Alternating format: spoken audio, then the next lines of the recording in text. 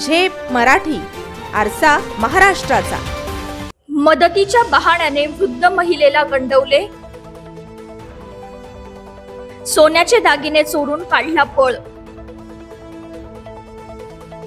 धुळ्यातील gel road परिसरातील घटना। धुळे शहरातील पाचकंदील बाजारपेठ परिसरात काल दिनांक 1 जुलै रोजी मदतीच्या बहाण्याने एका 65 वर्षीय महिलेला फसवून तिचे सोन्याचे दागिने लंपास केल्याची धक्कादायक घटना घडली।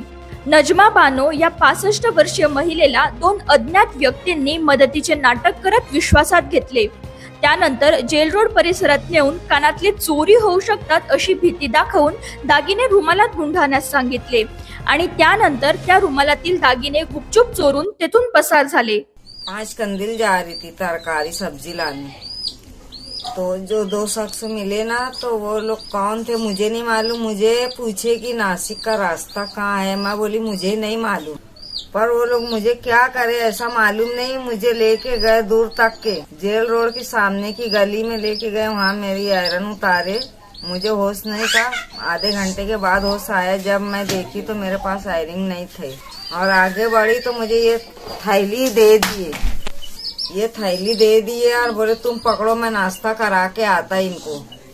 और देखी तो उसमें रुमाल था, बाकी कोई चीज थी नहीं और मेरा आयरन कहाँ गया ये नहीं मालूम। पुलिस लोग से यही गुजारिश है कि मेरा आयरन मुझे लौटा दो।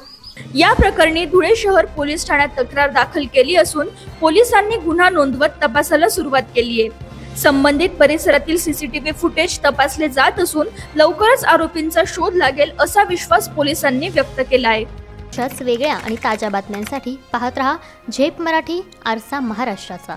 संपादक प्राध्यापक अनिल चव्हाण, धुळे।